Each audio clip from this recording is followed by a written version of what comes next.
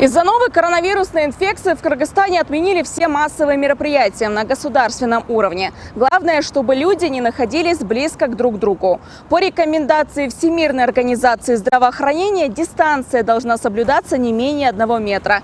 Кстати, выборы в местные кенеши все же состоятся, как и планировалось 12 апреля, пока их еще не отменили. А сделать это было бы не лишним, считают некоторые члены ЦИК. Одна из них – Гульнара Джурабаева. Однако на заседаниях этот вопрос еще не обсуждали. Завтра все представители комиссии соберутся вновь, но, по словам Гульнары Куражбековны, в повестке значатся пункты об организации выборов, а не об их переносе. И мы знаем, что выборы должны проходить в безопасной среде. Мы не можем говорить, что если мы прогнозируем, что через 2-3 недели начнется пик, то мы не можем гарантировать, что это будет безопасные условия. И, соответственно, это тоже будет влиять на сами итоги голосования, на результаты выборов. Потому что вот я уже слышу, пишут уже в социальных сетях, что я, например, если будет там вот такая ситуация, я не пойду на выборы.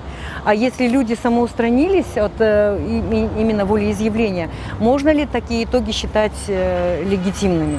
Чрезвычайное либо военное положение. Вот в случае чего можно перенести выборы, добавила Гульнара Джурабаева. Это указано в законе. Однако ЦИК не уполномочен решать такие вопросы. Отметим, перенос голосования на деятельность депутатов не повлияет. По закону прежние составы кенеши будут исполнять свои обязанности до вступления в должности избранников следующего созыва. Вопрос только в средствах, которые уже потратили политпартии и сам Центризбирком. На предстоящие выборы направили 54 миллиона сомов.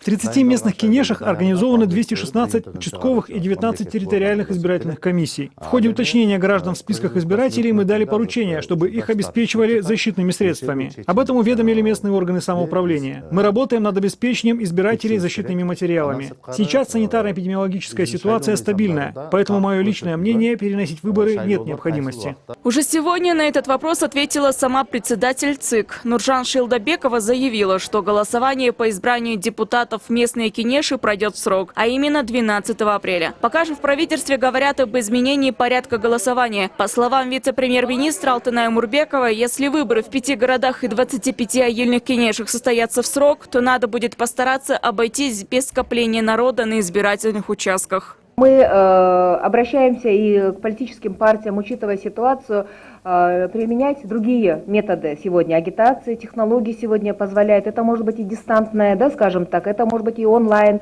агитация, это через посредством социальных сетей, телевидения, прямых эфиров. То есть сегодня есть разные формы. И самое главное, есть форма от двери к двери, где как раз-таки это не предусматривает такой массовости. То есть если агитатор, снабженный всеми необходимыми средствами защиты, и ему необходимо будет донести ту или иную информацию, он это может сделать. Анастасия Соболева, Джанарбек Докдурбек Улу, НТС.